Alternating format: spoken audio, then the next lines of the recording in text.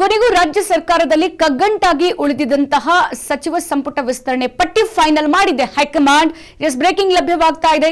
ಹಲವು ದಿನಗಳಿಂದ ನಡೀತಾ ಇತ್ತು ಸಂಪುಟ ವಿಸ್ತರಣೆ ಕಸರತ್ತಿಗೆ ಮುಹೂರ್ತ. ಫೈನಲಿ ಆ ಮುಹೂರ್ತ ಇವತ್ತು ಬಂದೊದಗಿದೆ.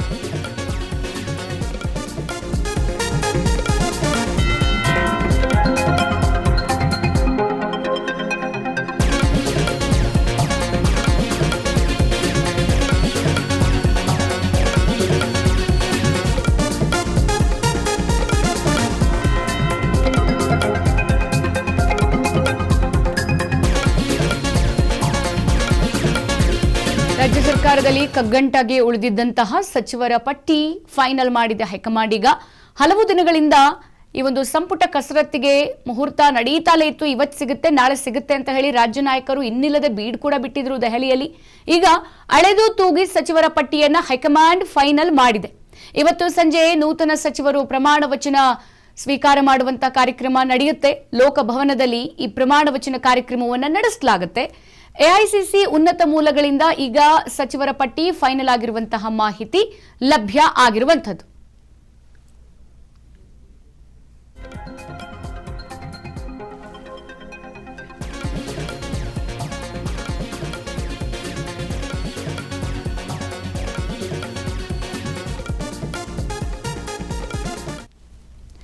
ಗಮನಿಸಿದ್ವಿ, ರಾಜ್ಯ ಸರ್ಕಾರದಲ್ಲಿ ಕಗ್ಗಂಟಾಗಿ ಉಳಿದಿತ್ತು ಯಾವ ನೂತನ ಮಂತ್ರಿಗಿರಿ, ಯಾರಿಗೆ ಮಂತ್ರಿಗಿರಿ ಭಾಗ್ಯ ಸಿಗುತ್ತೆ, ಜೊತೆಗೆ ಈ ಸಂಪುಟ ವಿಸ್ತರಣೆ ನೋಡಿ. ಸರ್ಕಾರಕ್ಕೆ ಇನ್ನು ಉಳಿದಿರುವಂತದ್ದು 2 ವರ್ಷ ಆಯಸ್ಸು. ರಾಜ್ಯ ಸರ್ಕಾರದಲ್ಲಿ ಇರುವಂತದ್ದು ಇನ್ನು 2 ವರ್ಷ ಆಯಸ್ಸು. ಆ 2 ವರ್ಷದಲ್ಲೂ ಇನ್ನೂ ಸಚಿವರ ಪಟ್ಟಿ ಫೈನಲ್ ಆಗಿಲ್ಲ ಅಂತ ಅಂದ್ರೆ ಸರ್ಕಾರ ಹೆಂಗೆ ಕಂಟಿನ್ಯೂ ಮಾಡೋದು? ಬರೀ ಮುಖ್ಯಮಂತ್ರಿ, ಡಿಸಿಎಂ, ಗೃಹ ಸಚಿವರು, ಜಲಸಂಪನ್ಮೂಲ ಸಚಿವರು, ಕಂದಾಯ ಸಚಿವರು, ನಗರಾಭಿವೃದ್ಧಿ ಸಚಿವರು ಇಷ್ಟನ್ನು ಇಟ್ಟುಕೊಂಡು ನಾವು ಸರ್ಕಾರವನ್ನ ನಡೆಸೋದಕ್ಕೆ ಸಾಧ್ಯ ಆಗೋದಿಲ್ಲ. ಯಾಕಂತಂದ್ರೆ ಎಲ್ಲಾ ಜಿಲ್ಲೆಗಳಲ್ಲೂ ಕೂಡ ನೂತನ ಶಾಸಕರು ಇರ್ತಾರೆ, ಅವರು ಕೂಡ ಮಂತ್ರಿಗಿರಿ ಭಾಗ್ಯ ಸಿಗುತ್ತೆ, ಸಚಿವರಾಗ್ತೀವಿ, ನಮ್ಮ ಜಿಲ್ಲೆಯನ್ನ ಅಭಿವೃದ್ಧಿಗೊಳಿಸ್ತೀವಿ, ಜಿಲ್ಲೆಯಲ್ಲೂ ಕೂಡ ದೊಡ್ಡ ಮಟ್ಟಕ್ಕೆ ತೆಗೆದುಕೊಂಡು ಹೋಗ್ತೀವಿ. ಸೊ ಸರ್ಕಾರದಿಂದ ಆಗುವಂತ ಲಾಭಗಳನ್ನ ಜನರಿಗೆ ಕೊಡೋಣ, ಜನರ ನಿರೀಕ್ಷೆ ಮೀರಿಯೂ ಕೆಲಸ ಮಾಡೋಣ ಅಂತ ಹೇಳಿ ಬಹಳಷ್ಟು ಜನ ಶಾಸಕರು, ಅದು ಕೂಡ ಈ ಸಲ 2-3 ಬಾರಿ ಆಯ್ಕೆಯಾದಂತ ಶಾಸಕರು ಬಹಳಷ್ಟು ನಿರೀಕ್ಷೆಯಲ್ಲಿದ್ರು, ನಮಗೆ ಈ ಸಲ ಮಂತ್ರಿಗಿರಿ ಸಿಗುತ್ತೆ ಅಂತ ಹೇಳ್ಬಿಟ್ಟು. ಆ ಒಂದು ಲೆಕ್ಕಾಚಾರದಲ್ಲೇ ಸದ್ಯ ಹೈಕಮಾಂಡ್ ಈಗ ಹೊಸ ಮುಖಗಳಿಗೆ ಹೆಚ್ಚಾಗಿ ಮಣೆ ಹಾಕಿದೆ. ಸೊ ಇಲ್ಲಿ ಇರುವಂತಹ 100% ಅಲ್ಲಿ ಹೆಚ್ಚಾಗಿ 60% ಹೊಸ ಮುಖಗಳಿಗೆ ಮಣೆ ಹಾಕಿರುವಂಥದ್ದು. ಹಾಗಾಗಿ ಯಾರೆಲ್ಲ ಮಂತ್ರಿಗಿರಿ ಭಾಗ್ಯ ನನಗೆ ಸಿಗುತ್ತೆ, ನಾನು ಈ ಸಲ ಸಚಿವ ಸ್ಥಾನ ಆಗ್ತೀನಿ ಅಂತ ಯಾರೆಲ್ಲ ಆಕಾಂಕ್ಷಿಗಳಿದ್ರು ಅವರಿಗೆಲ್ಲ ಗುಡ್ ನ್ಯೂಸ್ ಅಂತಾನೆ ಹೇಳ್ಬೋದು. ಸೊ ಫೈನಲಿ ಈಗ ಸಚಿವರ ಪಟ್ಟಿಯನ್ನು ಹೈಕಮಾಂಡ್ ಫೈನಲ್ ಮಾಡಿರುವಂಥದ್ದು. ಡಿ.ಕೆ. ಶಿವಕುಮಾರ್ ಆಗಿರ್ಬೋದು, ಹಾಗೆ ಸಿದ್ದರಾಮಯ್ಯನವರಾಗಿರ್ಬೋದು, ಮಲ್ಲಿಕಾರ್ಜುನ್ ಖರ್ಗೆ, ಹಾಗೆ ಕೆ.ಸಿ. ವೇಣುಗೋಪಾಲ್, ರಾಹುಲ್ ಗಾಂಧಿ ಅವರಿಗೆ ಬಹಳ ದೊಡ್ಡ ತಲೆನೋವಾಗಿ ಉಳಿದಿತ್ತು, ಒಂಥರ ಕಗ್ಗಂಟಾಗಿ ಉಳಿದಿತ್ತು ಕಾಂಗ್ರೆಸ್ ಸರ್ಕಾರದಲ್ಲಿ ಕರ್ನಾಟಕದ ಸಚಿವ ಸಂಪುಟ ವಿಸ್ತರಣೆ. ಈಗ ಫೈನಲಿ ಅದಕ್ಕೆ ಅಂತಿಮ ಮುದ್ರೆ ಬಿದ್ದಿದೆ. ಬಹಳಷ್ಟು ದಿನಗಳಿಂದ ಡಿ.ಕೆ. ಶಿವಕುಮಾರ್ ಅವರು ಆಗಿರ್ಬೋದು, ಹಾಗೆ ಮಾಜಿ ಸಿಎಂ ಸಿದ್ದರಾಮಯ್ಯನವರಾಗಿರ್ಬೋದು, ದೆಹಲಿಗೆ ಬುಲಾವ್ ಬರ್ತಿತ್ತು, ಹೋಗ್ತಿದ್ರು, ಮಾತುಕತೆಗಳಾಗ್ತಿತ್ತು, ಒಂದಷ್ಟು ಅಡೆತಡೆಗಳು ಬರ್ತಿದ್ವು, ಪುನಃ ವಾಪಸ್ ಬರ್ತಾ ಇದ್ರು. ಸೊ ಈ ಸಂದರ್ಭಕ್ಕೆ ಸಂಬಂಧಪಟ್ಟಂತೆ ಈಗ ಅಳೆದು ತೂಗಿ ಈ ಪಟ್ಟಿಯನ್ನ ಹೈಕಮಾಂಡ್ ಫೈನಲ್ ಮಾಡಿದೆ. ಇವತ್ತು ಲೋಕಭವನದಲ್ಲಿ ಸಚಿವರ ಪ್ರಮಾಣ ವಚನ ಕಾರ್ಯಕ್ರಮ ಕೂಡ ನಡೆಯುತ್ತೆ ಅಂತ ಹೇಳಲಾಗ್ತಾ ಇದೆ. ಸೊ ಹಾಗಿದ್ರೆ ಬನ್ನಿ, ಯಾರೆಲ್ಲ ನೂತನ ಸಚಿವರು ಈ ಒಂದು ಸಚಿವ ಸಂಪುಟ ವಿಸ್ತರಣೆಯಲ್ಲಿ ಯಾರಿಗೆಲ್ಲ ಮಂತ್ರಿಗಿರಿ ಭಾಗ್ಯ ಸಿಕ್ಕಿದೆ, ಹೊಸಬರು ಎಷ್ಟು ಜನ ಅಂತ ನಾವು ನೋಡ್ತಾ ಹೋಗೋಣ. ಈಗ ನೂತನ ಸಚಿವರು ಯಾರ್ಯಾರು ಅಂತ ನಾವು ನೋಡ್ತಾ ಹೋಗೋದಾದ್ರೆ ಟಿವಿ ಸ್ಕ್ರೀನ್ ಮೇಲೆ ಗಮನಿಸ್ತಾ ಇದ್ದೀರಾ, ಮಳವಳ್ಳಿ ವಿಧಾನಸಭಾ ಕ್ಷೇತ್ರದಿಂದ PM ನರೇಂದ್ರ ಸ್ವಾಮಿ ಅವರಿಗೆ ಭಾಗ್ಯ ಒಲಿದಿದೆ.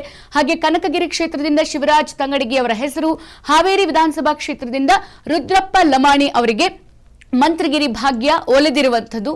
ಸೊ ಈ 3 ಜನರಿಗೂ ಕೂಡ ಈಗ ಮಂತ್ರಿಗಿರಿ ಭಾಗ್ಯ ಸಿಕ್ಕಿದೆ. ಮತ್ತೊಂದು ಕಡೆಗೆ ಇಲ್ಲಿ ನಾವು ಗಮನಿಸ್ತಾ ಹೋದ್ರೆ ಇಲ್ಲಿ ಮಾಯಕೊಂಡ ವಿಧಾನಸಭಾ ಕ್ಷೇತ್ರದಿಂದ KS ಬಸವಂತಪ್ಪ ಅವರಿಗೆ ಸಚಿವ ಸ್ಥಾನ ಸಿಕ್ಕಿದೆ.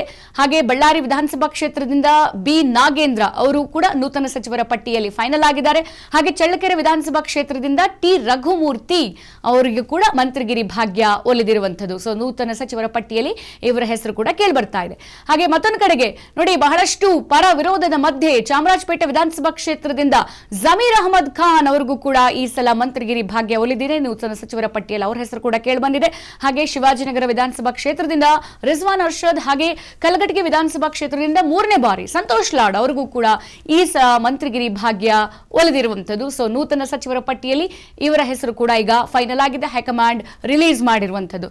ಸೊ ಹಾಗೆ ಮತ್ತೊಂದು ಕಡೆಗೆ ನಾವು ಗಮನಿಸ್ತಾ ಹೋಗೋದಾದ್ರೆ ಸೊರಬ ವಿಧಾನಸಭಾ ಕ್ಷೇತ್ರದಿಂದ ಮಧು ಬಂಗಾರಪ್ಪ ಅವರ ಹೆಸರು ಕೂಡ ಕೇಳಿ ಬಂದಿದೆ. ಹಾಗೆ ಚಾಮರಾಜನಗರದಿಂದ ಸಿ ಪುಟ್ಟರಂಗ ಶೆಟ್ಟಿ ಅವರು, ಹಾಗೆ ಭಟ್ಕಳದಿಂದ ಮಂಕಾಳು ವೈದ್ಯ ಇವರಿಗೂ ಕೂಡ ಮಂತ್ರಿಗಿರಿ ಭಾಗ್ಯ ಒಲಿದಿದೆ. ಮಂಕಾಳು ವೈದ್ಯ ಅವರಿಗಂತೂ ಬಹಳಷ್ಟು ಟಗ್ ಆಫ್ ವಾರ್ ಇತ್ತು, ಸಿಗುತ್ತಾ ಇಲ್ವಾ ಅಂತ ಹೇಳಿ ಫೈನಲಿ ಮಂಕಾಳು ವೈದ್ಯ ಅವರಿಗೆ ನೂತನ ಸಂಭಾವ್ಯ ಸಚಿವರ ಪಟ್ಟಿಯಲ್ಲಿ ಸ್ಥಾನಮಾನ ಸಿಕ್ಕಿದೆ. ಸೊ ಹಾಗೆ ಮುಂದಿನ ಯಾರಿಗೆ ಸಿಗುತ್ತೆ, ಯಾರ ಹೆಸರಿದೆ ಅಂತ ನಾವು ನೋಡ್ತಾ ಹೋಗೋದಾದ್ರೆ ಹೈಕಮಾಂಡ್ ರಿಲೀಸ್ ಮಾಡಿರುವಂತಹ ಪಟ್ಟಿಯಲ್ಲಿ ಎನ್ ಚಲವರಾಯಸ್ವಾಮಿ ಅವರ ಹೆಸರು ಕೂಡ ಕೇಳಿಬರ್ತಾ ಇದೆ. ಹಾಗೆ ಅಜಯ್ ಸಿಂಗ್ ಅವರ ಹೆಸರು ಕೂಡ ಇದೆ. ಹಾಗೆ KM ಶಿವಲಿಂಗೇಗೌಡ ಅವರ ಹೆಸರು ಕೂಡ ಕೇಳಿಬರ್ತಾ ಇದೆ. HC ಬಾಲಕೃಷ್ಣ ಅವರು, ಮತ್ತೊಂದು ಕಡೆಗೆ ಗಾಯತ್ರಿ ಶಾಂತೇಗೌಡ, ಬಸವರಾಜ್ ರಾಯರೆಡ್ಡಿ, ಹಾಗೆ ವಿಜಯಾನಂದ ಕಾಶಪ್ಪನವರು, ಮತ್ತೊಂದು ಕಡೆಗೆ ಲಕ್ಷ್ಮಣ್ ಸವದಿ ಇವರ ಹೆಸರು ಕೂಡ ಕೇಳಿಬಂದಿದೆ. ಹಾಗಾದ್ರೆ ಇಷ್ಟೂ ಜನರು ಕೂಡ ಎಷ್ಟು ಬಾರಿ ಮಂತ್ರಿಗಿರಿ ಸ್ಥಾನಕ್ಕೆ ಭಾಗಿಯಾಗಿರುವಂಥದ್ದು ನಾವೀ ಗಮನಿಸ್ತಾ ಹೋಗೋದಾದ್ರೆ ಮಳವಳ್ಳಿ ವಿಧಾನಸಭಾ ಕ್ಷೇತ್ರದಿಂದ PM ನರೇಂದ್ರ ಸ್ವಾಮಿ ಇದಾರಲ್ಲ, ಅವರು ಈಗ 2ನೇ ಬಾರಿ ಸಚಿವ ಸ್ಥಾನವನ್ನ ತಮ್ಮದಾಗಿಸಿಕೊಳ್ತಾ ಇರುವಂತದ್ದು. ಹಾಗೆ ಇಲ್ಲಿ ಕನಕಗಿರಿ ವಿಧಾನಸಭಾ ಕ್ಷೇತ್ರದಿಂದ ಶಿವರಾಜ್ ತಂಗಡಗಿ 4ನೇ ಬಾರಿ ಸಚಿವ ಸ್ಥಾನಕ್ಕೆ ಮಣೆ ಹಾಕ್ತಾ ಇರುವಂತದ್ದು. ಹಾಗೆ ಇಲ್ಲಿ ಹಾವೇರಿ ವಿಧಾನಸಭಾ ಕ್ಷೇತ್ರದಿಂದ ರುದ್ರಪ್ಪ ಲಮಾಣಿ ಅವರಿಗೆ ಮೊದಲ ಬಾರಿ ಸಚಿವ ಸ್ಥಾನ ಒಲಿದಿರುವಂತದ್ದು. ಮತ್ತೊಂದು ಕಡೆಗೆ ಮಾಯಕೊಂಡ ವಿಧಾನಸಭಾ ಕ್ಷೇತ್ರದಿಂದ KS ಬಸವಂತಪ್ಪ ಅವರು ಕೂಡ ಮೊದಲ ಬಾರಿ ಸಚಿವ ಸ್ಥಾನಕ್ಕೆ ಇಳಿದಿರುವಂತದ್ದು. ಮತ್ತೊಂದು ಕಡೆಗೆ ಬಳ್ಳಾರಿ ವಿಧಾನಸಭಾ ಕ್ಷೇತ್ರದಿಂದ B ನಾಗೇಂದ್ರ 2ನೇ ಬಾರಿ ಸಚಿವ ಸ್ಥಾನ ಅಲಂಕೃತಗೊಳಿಸ್ತಾ ಇದ್ದಾರೆ. ಹಾಗೆ ಚಳ್ಳಕೆರೆ ವಿಧಾನಸಭಾ ಕ್ಷೇತ್ರದಿಂದ T ರಘುಮೂರ್ತಿ ಇವರು ಕೂಡ ಮೊದಲ ಬಾರಿ ಸಚಿವ ಸ್ಥಾನ ಅಲಂಕರಿಸ್ತಾ ಇರುವಂತದ್ದು. ಮತ್ತೊಂದು ಕಡೆಗೆ ಚಾಮರಾಜಪೇಟೆ ಕ್ಷೇತ್ರದಿಂದ ಜಮೀರ್ ಅಹಮದ್ ಖಾನ್ 4 ಬಾರಿ ಸಚಿವ ಸ್ಥಾನ ಪಡೆದಿರುವಂತದ್ದು. ಈ ಹಿಂದೆ ಇದ್ದಂತಹ ಸಿದ್ದರಾಮಯ್ಯನವರ ಸಂಪುಟ ವಿಸ್ತರಣೆಯಲ್ಲೂ ಕೂಡ ಅವರು ಸಚಿವ ಸ್ಥಾನ ಸಿಕ್ಕಿತ್ತು, ಈಗಲೂ ಕೂಡ ಅವರಿಗೆ ಸಿಕ್ಕಿದೆ. ಮತ್ತೊಂದು ಕಡೆಗೆ ಶಿವಾಜಿನಗರ ವಿಧಾನಸಭಾ ಕ್ಷೇತ್ರದಿಂದ ರಿಜ್ವಾನ್ ಅರ್ಷದ್ ಅವರಿಗೂ ಕೂಡ ಸಿಕ್ಕಿದೆ. ಅವರು ಕೂಡ ಮೊದಲ ಬಾರಿ ಸಚಿವ ಸ್ಥಾನದ ಆಕಾಂಕ್ಷಿಯ ಆಗಿದ್ರು, ಈಗ ಅವರಿಗೆ ಸಿಕ್ಕಿದೆ. ಮತ್ತೊಂದು ಕಡೆಗೆ ಸಂತೋಷ್ ಲಾಡ್ ಕಲಘಟಗಿ ವಿಧಾನಸಭಾ ಕ್ಷೇತ್ರದಿಂದ ಅವರು ಆಯ್ಕೆಯಾಗಿದ್ರು, 3ನೇ ಬಾರಿ ಅವರಿಗೆ ಸಚಿವ ಸ್ಥಾನ ಸಿಗ್ತಾ ಇರುವಂತದ್ದು. ಮತ್ತೊಂದು ಕಡೆಗೆ ಸೊರಬ ವಿಧಾನಸಭಾ ಕ್ಷೇತ್ರದಿಂದ ಮಧು ಬಂಗಾರಪ್ಪ 2ನೇ ಬಾರಿ ಸಚಿವ ಸ್ಥಾನ ಅಲಂಕರಿಸ್ತಾ ಇದ್ದಾರೆ. ಹಾಗೆ ಚಾಮರಾಜನಗರದಿಂದ ಸಿ ಪುಟ್ಟರಂಗ ಶೆಟ್ಟಿ ಇವರು ಕೂಡ 2 ಬಾರಿ ಸಚಿವ ಸ್ಥಾನ. ಮತ್ತೊಂದು ಕಡೆಗೆ ಭಟ್ಕಳದಿಂದ ಮಂಕಾಳ್ ವೈದ್ಯ ಇವರು ಕೂಡ 2ನೇ ಬಾರಿ ಸಚಿವ ಸ್ಥಾನ. ಮತ್ತೊಂದು ಕಡೆಗೆ ಜೇವರ್ಗಿ ವಿಧಾನಸಭಾ ಕ್ಷೇತ್ರದಿಂದ ಅಜಯ್ ಸಿಂಗ್ ಇವರು ಕೂಡ ಮೊದಲ ಬಾರಿ ಸಚಿವ ಸ್ಥಾನ ಅಲಂಕರಿಸ್ತಾ ಇರುವಂತದ್ದು. ಹಾಗೆ ನಾಗಮಂಗಲ ವಿಧಾನಸಭಾ ಕ್ಷೇತ್ರದಿಂದ ಎನ್ ಚಲವರಾಯಸ್ವಾಮಿ 3ನೇ ಬಾರಿ ಅವರಿಗೆ ಸಚಿವ ಸ್ಥಾನ ಸಿಗ್ತಾ ಇರುವಂತದ್ದು. ಹಾಗೆ ಇಲ್ಲಿ KM ಶಿವಲಿಂಗೇಗೌಡರು ಅರಸೀಕೆರೆ ವಿಧಾನಸಭಾ ಕ್ಷೇತ್ರ ಇವರಿಗೆ ಮೊದಲ ಬಾರಿ ಸಚಿವ ಸ್ಥಾನ ಒಲಿದಿರುವಂತದ್ದು. ಹಾಗೆ ಮತ್ತೆ ನೋಡ್ತಾ ಹೋಗೋದಾದ್ರೆ ಮಾಗಡಿ ವಿಧಾನಸಭಾ ಕ್ಷೇತ್ರದಿಂದ HC ಬಾಲಕೃಷ್ಣ ಅವರ ಹೆಸರು ಕೇಳಿ ಬಂದಿರುವಂತದ್ದು. ಇವರಿಗೂ ಕೂಡ ಮೊದಲ ಬಾರಿ ಸಚಿವ ಸ್ಥಾನವನ್ನ ಅಲಂಕರಿಸ್ತಾ ಇದ್ದಾರೆ HC ಬಾಲಕೃಷ್ಣ ಅವರು. ಹಾಗೆ ಪರಿಷತ್ ಸದಸ್ಯೆ ಗಾಯತ್ರಿ ಶಾಂತೇಗೌಡ ಇವರಿಗೂ ಕೂಡ ಮೊದಲ ಬಾರಿ ಶಾಸಕಿಯಾಗಿದ್ದಾರೆ, ಮೊದಲ ಬಾರಿ ಸಚಿವ ಸ್ಥಾನ ಇವರಿಗೆ ಸಿಗ್ತಾ ಇರುವಂತದ್ದು. ಹಾಗೆ ಯಲಬುರ್ಗಾ ವಿಧಾನಸಭಾ ಕ್ಷೇತ್ರದಿಂದ ಬಸವರಾಜ್ ರಾಯರೆಡ್ಡಿ 4ನೇ ಬಾರಿ ಸಚಿವ ಸ್ಥಾನ ಇವರಿಗೆ ಸಿಗ್ತಾ ಇದೆ. ಹಾಗೆ ಹುನಗುಂದ ವಿಧಾನಸಭಾ ಕ್ಷೇತ್ರದಿಂದ ವಿಜಯಾನಂದ ಕಾಶಪ್ಪನವರ್ ಇವರು ಕೂಡ ಮೊದಲ ಬಾರಿ ಸಚಿವ ಸ್ಥಾನ ಅಲಂಕರಿಸ್ತಾ ಇದ್ದಾರೆ. ಮತ್ತೊಂದು ಕಡೆಗೆ ಬಹಳ ಪರ ವಿರೋಧ ಚರ್ಚೆಯ ಮಧ್ಯೆ ಬಹಳ ದೊಡ್ಡ ಒಂದು ಟಗ್ ಆಫ್ ವಾರ್ ನಿಂದ ಅಥಣಿ ವಿಧಾನಸಭಾ ಕ್ಷೇತ್ರದಿಂದ ಲಕ್ಷ್ಮಣ್ ಸವದಿ ಹೆಸರು ಕೇಳಿ ಬಂದಿದೆ. 3ನೇ ಬಾರಿ ಸಚಿವ ಸ್ಥಾನವನ್ನ ಇವರು ಅಲಂಕರಿಸ್ತಾ ಇದ್ದಾರೆ. ಸೊ ಇಷ್ಟು ನೂತನ ಸಚಿವರ ಸಂಭಾವ್ಯ ಪಟ್ಟಿಯನ್ನ ಹೈಕಮಾಂಡ್ ರಿಲೀಸ್ ಮಾಡಿರುವಂತದ್ದು. ಅದು ಕೂಡ ರಾಜ್ಯ ಸರ್ಕಾರದಲ್ಲಿ ಬಹಳ ದೊಡ್ಡ ಕಗ್ಗಂಟಾಗಿ ಉಳಿದಿತ್ತು. ಯಾವಾಗ ಮಾಡ್ತಾರೆ ಸಚಿವ ಸಂಪುಟ ವಿಸ್ತರಣೆಯನ್ನ, ಯಾವಾಗ ಮಂತ್ರಿಗಿರಿ ಭಾಗ್ಯಗಳು ಹೊಸ ಮುಖಗಳಿಗೆ ಸಿಗುತ್ತೆ ಅಂತ ಯಾಕಂತಂದ್ರೆ ಈ ಒಂದು ಸಚಿವ ಸಂಪುಟ ವಿಸ್ತರಣೆಯಲ್ಲಿ ಸಿದ್ದರಾಮಯ್ಯನವರ ಬಣದಲ್ಲಿರುವಂತವ್ರು ನಮಗ್ ಬೇಕಂತ ಹಪಿಸ್ತಾ ಇದ್ರೆ, DK ಶಿವಕುಮಾರ್ ಅವರ ಜೊತೆಗೆ ಇದ್ದವರು ಬೆಂಬಲಿಗರು ಕೂಡ ಈ ಸಲ ನಮಗ್ ಕೊಡಿಸ್ಲೇಬೇಕು ನೀವು ಅಂತ ಹೇಳಿ ಅವರನ್ನ ಬೆಂಬಿಡದೆ ಕಾಡ್ತಾ ಇದ್ರು. ಮತ್ತೊಂದು ಕಡೆಗೆ ಹೈಕಮಾಂಡ್ ಇಲ್ಲಿ ಸೊ ಈಗ ಸೀನಿಯರ್ಸ್ ಇದ್ದಾರೆ, ಜೊತೆಗೆ 5-6 ಬಾರಿ ಶಾಸಕರಾದವರು ಇದ್ದಾರೆ, ನಾವು ಅವರಿಗೆ ಮಣೆ ಹಾಕ್ತಾ ಹೋದ್ರೆ ಹೊಸಬ್ರ ಕತೆ ಏನು? ಸೊ ಹಾಗಿದ್ರೆ ಹೊಸಬ್ರು ಕೂಡ ಈಗ ತರಾತುರಿಯಲ್ಲಿ ಇರ್ತಾರಲ್ಲ, ನಮಗೂ ಕೂಡ ಸಚಿವ ಸ್ಥಾನ ಸಿಗುತ್ತೆ, ನಾವು ಸರ್ಕಾರದಲ್ಲಿ ಒಂದು ಪಾಲಾಗಿರ್ಬೋದು, ರಾಜ್ಯದಲ್ಲಿ ಒಂದು ಅಭಿವೃದ್ಧಿಯಲ್ಲಿ ನಮ್ಮದು ಕೂಡ ಪಾಲಿರುತ್ತೆ, ಜಿಲ್ಲೆಯನ್ನು ಕೂಡ ಅಭಿವೃದ್ಧಿಗೊಳಿಸಬಹುದು ಅಂತ.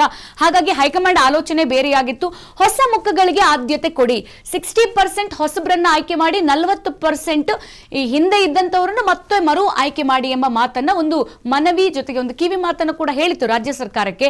ಫೈನಲಿ ಹೈಕಮಾಂಡ್ ನಿರ್ಧಾರ ಅಂತಿಮ. ಹೈಕಮಾಂಡ್ ಹೇಳಿದಂತೆ ಹೊಸ ಮುಖಗಳಿಗೆ ಇಲ್ಲಿ ಅಂತಿಮ ಮುದ್ರೆಯನ್ನು ಒತ್ತಿದೆ.